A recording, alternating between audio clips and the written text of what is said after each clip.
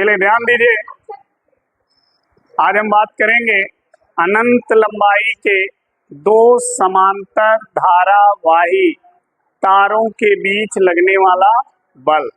ठीक है, आज का टॉपिक है दो समांतर धारावाही तारों के बीच लगने वाला बल।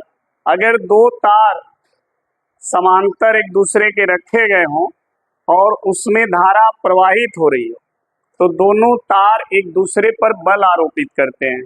तो कितना बल आरोपित करेंगे, बल का दिशा क्या होगा, आज हम इसी सब पे चर्चा करेंगे। तो हेडिंग डाल लें,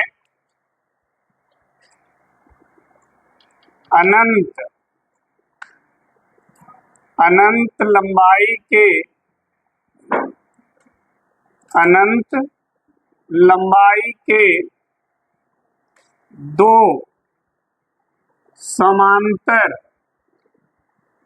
दो समांतर धारावाही तारों के बीच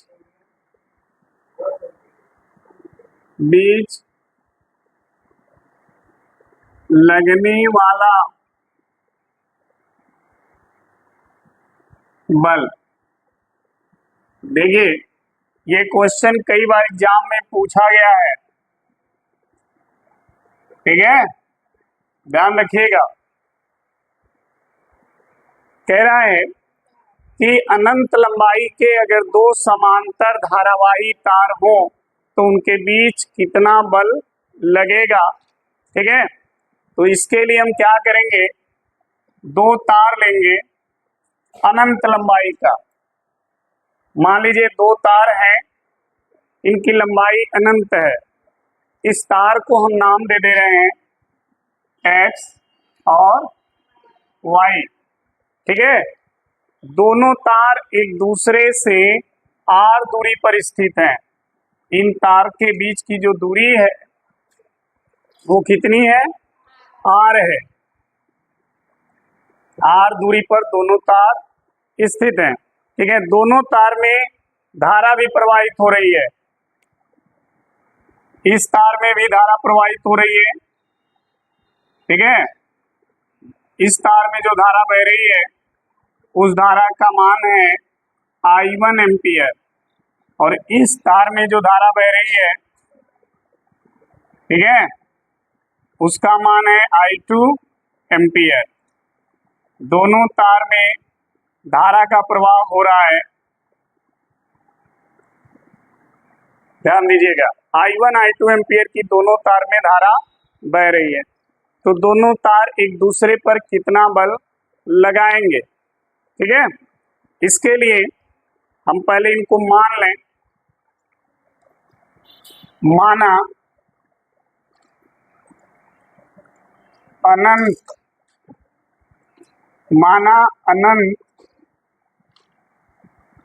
लंबाई के दो समांतर धारावाही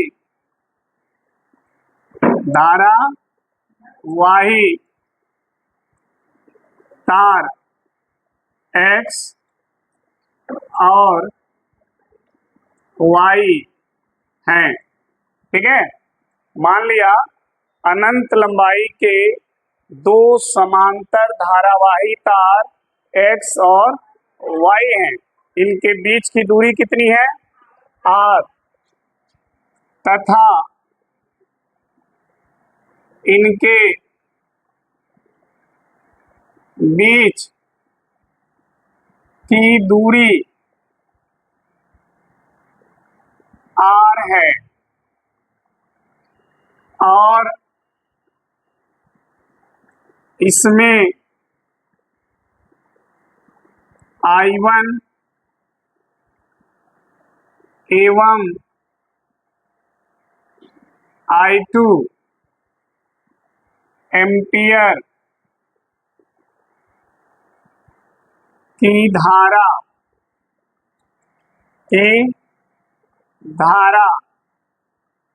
क्या हो रही है? प्रवाहित हो रही है,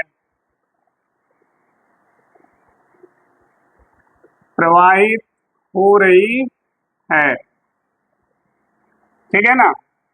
हमने दो तार ले लिया अनंत लंबाई का, तारों का नाम है एक्स और वाई। दोनों तार एक दूसरे से आर दूरी पर हैं और दोनों तार में I1 एवं I2 एम्पियर की धारा बह रही है। ठीक है। अब देखिए ध्यान से, जो तार X है, जिस तार में I1 एम्पियर की धारा बह रही है, यह तार अपने चारों तरफ चुंबकीय क्षेत्र उत्पन्न करेगा। ठीक है। चूंकि यह तार अनंत लंबाई का है तो इसके चारों तरफ जो चुंबकीय क्षेत्र उत्पन्न होगा उस चुंबकीय क्षेत्र का मान आपको पता होगा। अनंत लंबाई के धारावाही तार के चारों तरफ चुंबकीय क्षेत्र का मान कितना होता है? Mu naught upon 4 pi 2 I by R, यही होता है। तो ये तार अनंत लंबाई का है तो ये अपने चारों तरफ जो चुंबकीय क्षेत्र उत्पन्न करेगा उसका मान mu naught upon 4 pi 2 I by R होगा। ठीक है। तो ध्यान रखिए, देखो तार X के कारण, ठीक है, R दूरी पर चुंबकीय क्षेत्र, ठीक है, क्योंकि ये तार अनंत लंबाई का है तो इस तार के कारण R दूरी पर चुंबकीय क्षेत्र का मान B बराबर mu naught upon 4 pi 2 I नहीं I1, क्योंकि इस तार में धारा कितनी है तो I1 लिखेंगे बटा R। इतना चुंबकीय क्षेत्र यह तार अपने चारों ओर R दूरी पर क्या करेगा? उत्पन्न करेगा। अगर दूरी का मान बदलेंगे तो चुंबकीय क्षेत्र का मान भी क्या होगा? बदल जाएगा, क्योंकि वो दूरी यहाँ रखी जाएगी। जितनी दूरी पर आप चुंबकीय क्षेत्र निकालना चाहते हैं वो दूरी यहाँ क्या करेंगे? रख देंगे। ठीक है। तो इस तार के चारों तरफ उतनी दूरी पर चुंबकीय क्षेत्र आपको मिल जाएगा। क्लियर? और ये फार्मूला आपको पहले कराया जा चुका है, इसलिए हमने डायरेक्ट इसको लिखा है। ठीक है ना। अच्छा, अब देखिए ध्यान से समझिएगा, जब ये तार अपने चारों ओर चुंबकीय क्षेत्र ऐसे उत्पन्न करेगा, ऐसे ये चुंबकीय क्षेत्र है, ऐसे हो गया। उस चुंबकीय क्षेत्र में दूसरा वाला जो तार है, जो वाई तार है, वह उस चुंबकीय क्षेत्र में देखिए लंबवत खड़ा है। चुंबकीय क्षेत्र ऐसे है तार के चारों तरफ वृत्ताकार, और दूसरा तार उस चुंबकीय क्षेत्र में ऐसे खड़ा है लंबवत, है ना। तो यह इसका जो चुंबकीय क्षेत्र है वह चुंबकीय क्षेत्र इस तार पर क्या करेगा? बल लगाएगा। किसके अनुसार? लॉरेंज के अनुसार। आप पढ़े होंगे, ये फॉर्मूला आपको शायद याद भी होगा। ये एक चुंबकीय क्षेत्र की दिशा, और इस चुंबकीय क्षेत्र में थीटा कोण पर हमने एक तार रखा था, ठीक है, और हमने कहा था देखिए इसमें धारा बह रही है तो इस तार पर बल ऊपर की तरफ काम, ऐसा फिगर आपने बनाया होगा। ठीक है। यहाँ पर ये तार चुंबकीय क्षेत्र के दिशा से थीटा कोण पर है, लेकिन यहाँ पर ये तार चुंबकीय क्षेत्र की दिशा के लंबवत है, तो थीटा कितना बनेगा? 90 डिग्री। यहाँ पर थीटा था, वहां पर थीटा की वैल्यू कितनी हो जाएगी? 90 डिग्री। ठीक है।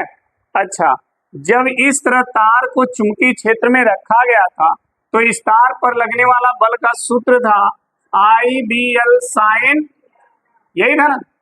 तो यही बल इस तार पर भी क्या होगा? लगेगा, क्योंकि यह तार भी चुंबकीय क्षेत्र में लंबवत क्या है? खड़ा है।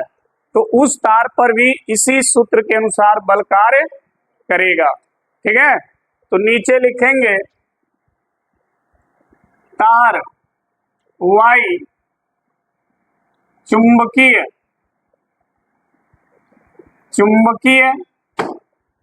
क्षेत्र B1, इस तार का जो चुंबकीय क्षेत्र है उस चुंबकीय क्षेत्र को हमने क्या लिखा B1, और उस B1 में तार Y लंबवत खड़ा है, तो तार Y चुंबकीय क्षेत्र B1 में लंबवत क्या है, स्थित है, लंबवत स्थित है। तो जब लंबवत स्थित है तो थीटा की वैल्यू कितनी हो जाएगी, तो theta equal to 90 degree, theta इतना बनेगा, ठीक है। और जब थीटा इतना बनेगा तो इस तार पर बल कितना लगेगा, उस बल का मान इस सूत्र से निकालेंगे। तो लिखेंगे तब तार Y पर चुंबकीय क्षेत्र B1 के कारण लगने वाला क्या बल, कितना बल लगेगा, ठीक है, लगने वाला बल इसी सूत्र से निकाला जाएगा, ध्यान रखना। अब इस सूत्र में I कौन है, जो तार चुंबकीय क्षेत्र में है, उस तार में बहने वाली, जो तार चुंबकीय क्षेत्र में है उस तार में जो धारा बहेगी वही I है, ठीक। हम यहां के लिए ध्यान रखना, I क्या लिखेंगे, I1 या I2, I2 लिखेंगे, ठीक है, क्योंकि हमने कहा ना कि जो तार चुंबकीय क्षेत्र में है उस तार में जो धारा बहती है वही धारा यहाँ लिखी जाती है। तो इसके चुंबकीय क्षेत्र में कौन सा तार है ये, और इसमें बहने वाली धारा क्या है, तो I के जगह हम क्या लिखें, I2, क्या लिखेंगे, I2। और B क्या है, चुंबकीय क्षेत्र, जिस क्षेत्र में तार को रखा गया है। यह तार किस चुंबकीय क्षेत्र में है, B1 में, तो B के जगह क्या लिखोगे, B1, और L क्या होगा, उस तार की लंबाई, ठीक है, साइन थीटा, थीटा की वैल्यू कितनी है 90, तो यहां क्या रख दोगे, समझ में आ गया है। तो इतना बल उस तार पर लगेगा। अब इसको मिटा देना,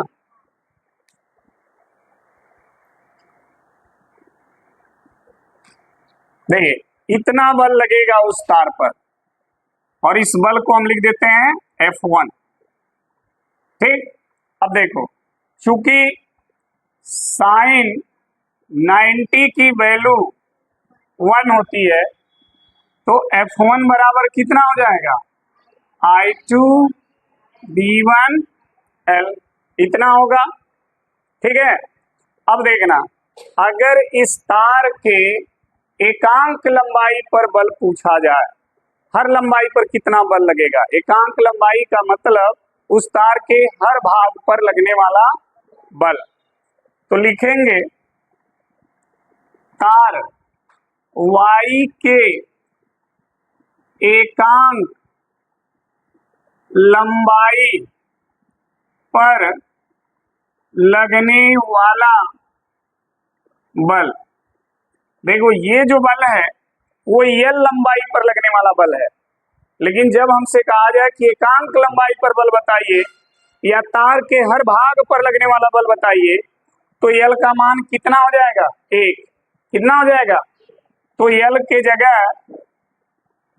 L की वैल्यू क्या रख देंगे, तो जब 1 रख देंगे तब F1 की वैल्यू क्या आएगी, I2 B1, इतना आएगा। B1 का मान देखो यहाँ निकाला हुआ है, ये मान यहाँ पे रख दो, ठीक है। जब B1 का मान रखोगे, दिख रहा है ना, B1 का मान जब रखोगे तो ध्यान देना, यहां से F1 बराबर I2 और B1 का मान यहां से लिख लो, क्या है, म्यू नॉट अपान 4 पाई 2I1 अपान, और ये होगा I2 का इसमें जब गुणा करोगे तो गुणा करने पर F1 की वैल्यू देखो हो जाएगा म्यू नॉट अपान 4 पाई, और ये हो जाएगा 2I1 I2 बाई R। ये हो गया तार वाई के एकांक लंबाई पर लगने वाला बल। ठीक है, इस तार का जो चुंबकीय क्षेत्र है वो दूसरे वाले तार पर तार के एकांक लंबाई पर इतना बल लगाएगा। अब बात आती है कि इस बल की दिशा क्या होगी, जो बल लगेगा इस तार पर उस बल की दिशा। तो फ्लेमिंग के बाएं हाथ के नियम के अनुसार, फ्लेमिंग के बाएं हाथ का जो नियम है ऐसे, जिसमें तर्जनी चुंबकीय क्षेत्र की दिशा, मध्यमा धारा की दिशा, तो अंगूठा चालक पर लगने वाले बल की दिशा को व्यक्त करेगा। समझ में आ गई बात। तो अगर फ्लेमिंग का बायां हाथ यहाँ पर अप्लाई करेंगे तो आप देखेंगे कि बल की दिशा किधर होगी, अंदर की ओर, ऐसे हो जाएगा। बल की दिशा क्या होगी, अंदर की ओर हो जाएगी। अब आप कहेंगे सर जी कैसे, यही कह रहे होंगे, सोच भी रहे होंगे, तो देखिए ध्यान से, फ्लेमिंग का बायां हाथ, ठीक, ध्यान से समझना बात को, ये धारा बता रहा है, इसको धारा के दिशा में कर दो, है ना, देखो, और ये चुंबकीय क्षेत्र की दिशा को, चूंकि चुंबकीय क्षेत्र घूम रही है ऐसे, तो इसको ऐसे घुमाओ, घूमते हुए धारा देखो ऊपर है, और जब ऐसे घुमाओगे तो अंगूठा किधर गया, अंदर की ओर गया, तो बल किधर लगेगा, अंदर की ओर। समझ में आ गई बात। तो लिखेंगे बल F1 की दिशा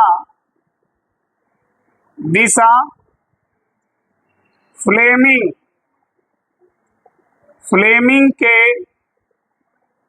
बाएं हाथ के नियमानुसार किधर लगेगा, अंदर की ओर। बल किधर लगेगा जी, अंदर की ओर लगेगा। समझ में आ गई बात। अब देखो, ठीक इसी तरह से दूसरे तार में जो धारा बह रही है वो भी चुंबकीय क्षेत्र बनाएगा कि नहीं बनाएगा, वो भी बनाएगा, और वह भी बल लगाएगा किस पे, इस वाले तार पर, और उसके भी बल की मान इतना ही होगा। दिशा किधर होगी, अंदर की ओर। दिशा इसकी भी किधर होगी, अंदर की ओर। समझ में आ गई बात। ठीक इसी तरह से, ठीक है, तो हमें फिर इतना लिखना नहीं है, यहाँ बस लिख देना है इसी प्रकार से। ठीक है, तार वाई में बहने वाली धारा के कारण उत्पन्न चुंबकीय क्षेत्र द्वारा तार एक्स पर लगने वाला बल। ठीक है, और उसका भी मान इतना ही है, बट वो बल कितना होगा, F2 उसको मान लेते हैं। ठीक, और उसकी भी दिशा फ्लेमिंग के बाएं हाथ के नियमानुसार किधर हो जाएगा, अंदर की ओर। ठीक है, ऐसे, क्योंकि देखो इस तार में भी धारा बह रही है, तो ऐसा नहीं है केवल यही चुंबकीय क्षेत्र बनाएगा, वो भी चुंबकीय क्षेत्र बनाएगा ना, क्योंकि धारा उसमें भी है, तो ये भी अपने चारों ओर मैग्नेटिक फील्ड ऐसे बनाएगा, ऐसे। तो इसके मैग्नेटिक फील्ड में ये तार आ जाएगा, आएगा कि नहीं आएगा, और ये भी तार उसके मैग्नेटिक फील्ड में लंबवत है, तो इस पर भी बल उतना ही लगेगा। समझ में आया। तो यहां तक नोट कर लें, फिर उसको भी लिखते हैं, नोट करिए यहां तक।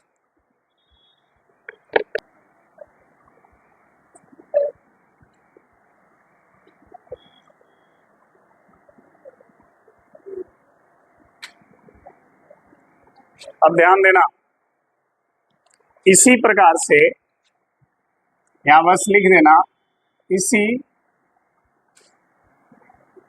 प्रकार से, ठीक है। क्या होगा, तार वाई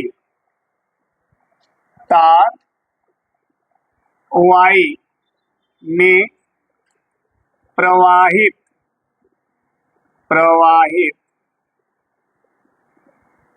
धारा I2 के कारण उत्पन्न चुंबकीय क्षेत्र B2 के कारण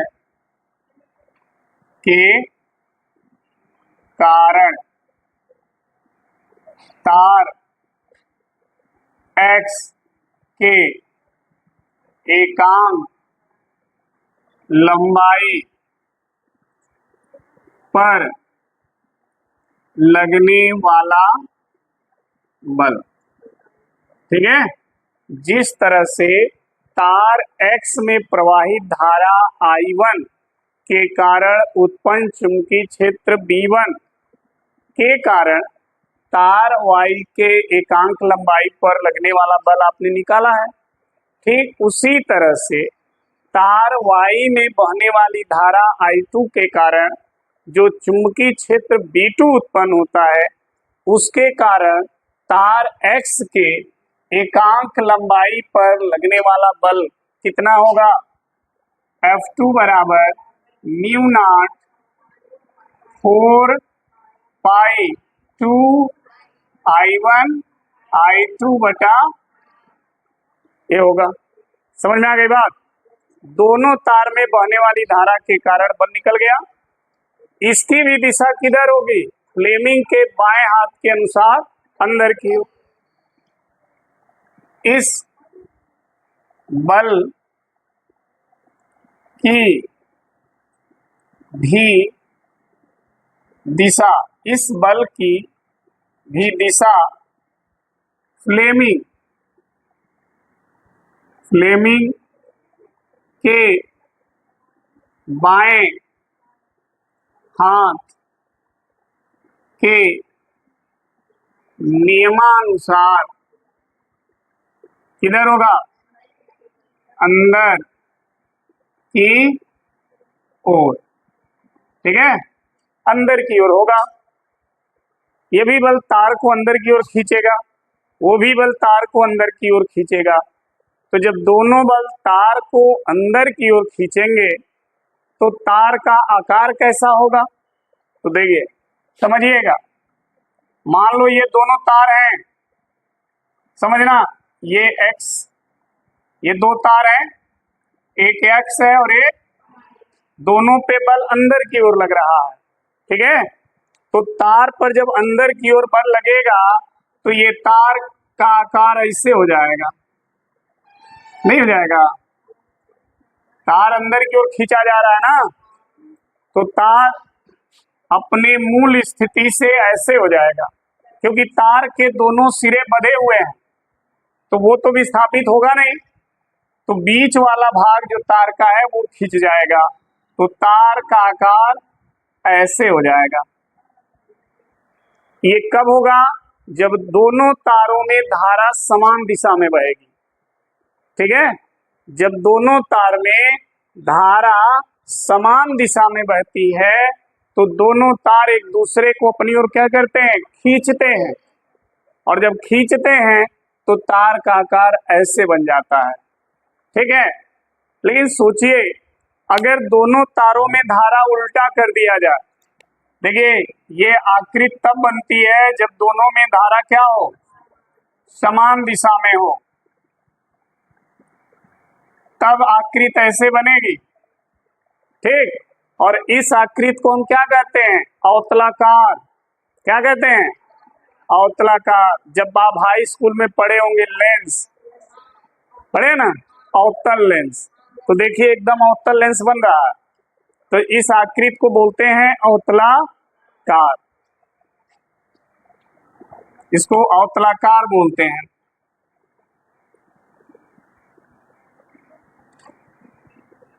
ध्यान रखना, यानी दो समांतर तारों का आकार अवतलाकार कब होता है? जब दोनों तारों में धारा समान दिशा में बहती है। ठीक है, लेकिन अगर इन दोनों तारों में धारा को बदल दिया जाए, एक दूसरे के उल्टा कर दिया जाए, तब देखिए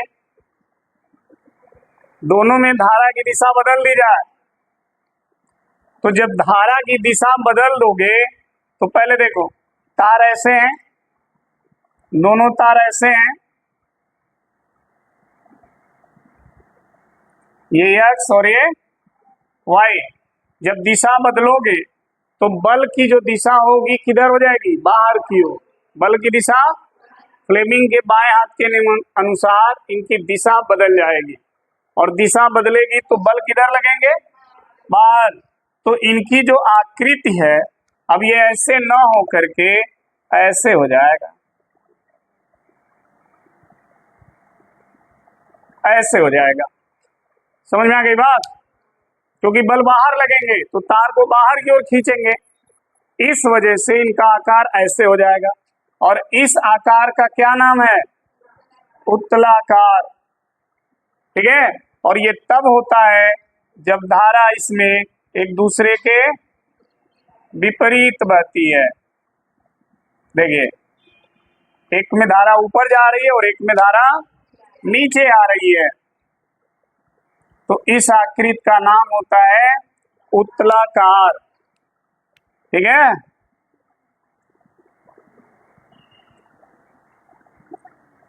यह आकृति तब बनती है जब दोनों समांतर तारों में धारा एक दूसरे के विपरीत होती है, और ये आकृति तब बनती है जब दोनों समांतर तारों में धारा समान दिशा में बहती है।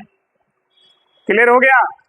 अब इसका देखिए लाइव में, देखिए कहाँ पर हम लोग इसको देखे भी होंगे, लेकिन आप ध्यान नहीं दिए होंगे। हम आपको बता दें, जब आपके घरों गांव में बिजली का तार पोल पे लगा होता है, देखिएगा ध्यान से, एक तार है तो कोई बात नहीं, लेकिन जैसे दो तार, तीन तार या चार तार ऐसे लगे हैं पोल पर, ठीक है, लगे होते हैं, तो आप ध्यान देना इन तारों में बीच बीच में पट्टियां लगी होती हैं, ऐसे लगा होता है ना, चाहे वो लकड़ी का फट्टी लगा हो, चाहे वो तार ही बंधा हो, ऐसे बंधा होता है।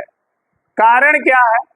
कारण ये है कि ऐसा बांधने से, क्योंकि इन तारों में धारा समान दिशा में बहेगी, धारा क्या होगी? समान दिशा में बहेगी। अगर चार तार है तो तीन में धारा एक दिशा में बहेगी। एक तो अर्थ होता है, एक न्यूट्रल होता है, तीन फेज होंगे और तीनों फेज में धारा की दिशा समान होगी, और जब धारा समान होती है तो तार का आकार ऐसे हो जाएगा ना, तो ये तार एक दूसरे से क्या होंगे?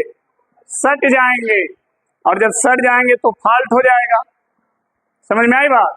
इस फॉल्ट से बचने के लिए या तार को सटने से बचने के लिए ये फट्टियां लगा दी जाती हैं, ठीक है, ताकि वो उस बल को बैलेंस कर लें, तार को सटने से रोक सकें।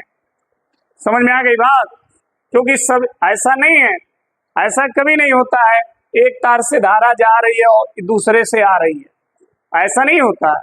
धारा जा रही है तो सबसे जा रही होगी, ठीक है, तो इसलिए सब में धारा समान होता। अब देखिएगा जो बड़ा वाला पोल आपको हमने बताया था, ये वाला पोल आपने देखा होगा, ऐसे ऐसे लगे होते हैं, ऐसे ऐसे टावर की तरह होता है ना, ऐसे देखे ना, इसमें भी देखिएगा तार जाते हैं, एक साथ चार तार लगा होता है इसमें, ऐसे इसमें जगह जगह पर देखिएगा ऐसे लगा होता है, ऐसे ऐसे फंसाया गया होता है उसको, ताकि ये तार एक दूसरे से सटे ना।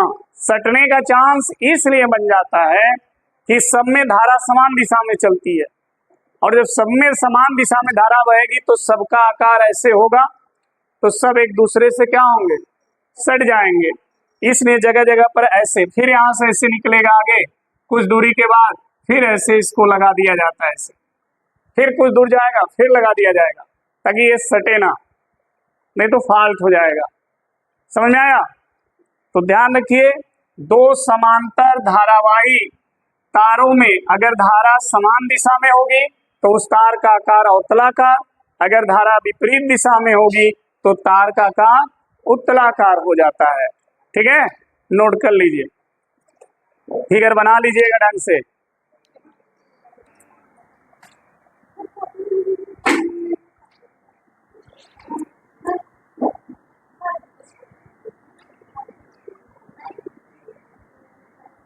चलो अगला हेडिंग देखो जी।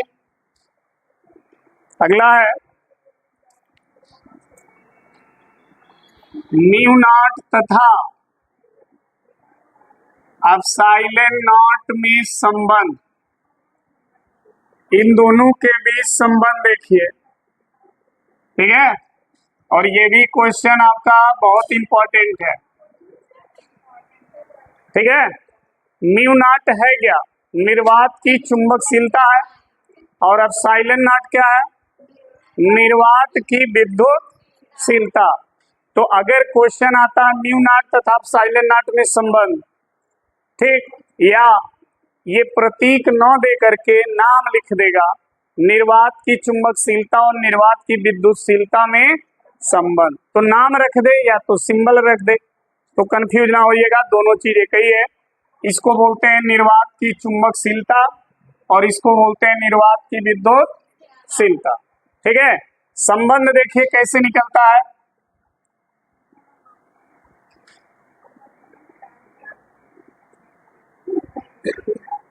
ठीक है जी, हम जानते हैं, क्या जानते हैं, देखो म्यू नॉट अपान 4 का मान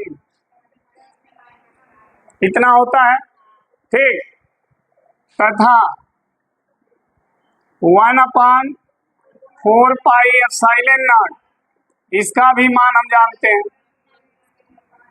इतना होता है। सही है ना, ये दोनों मान आप जानते हो, इसको 1 और इसको 2 कर दो।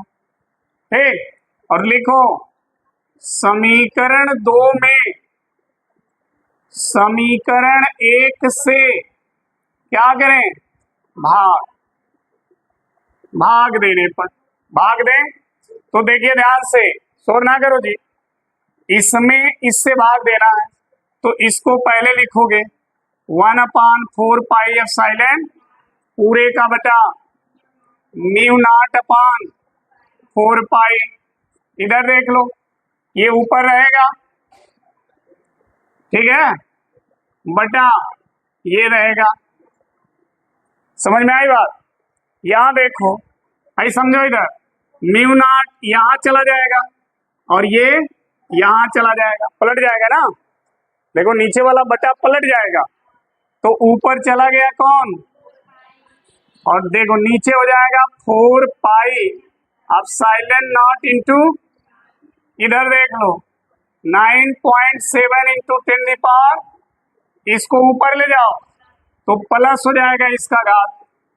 यहां देखना ध्यान से, ये और ये, तो बचा कितना, 1 बटा एप्सिलॉन नॉट इंटू, और इधर देखो 9.0 गुणे 10 पे 16 घात, इतना आएगा।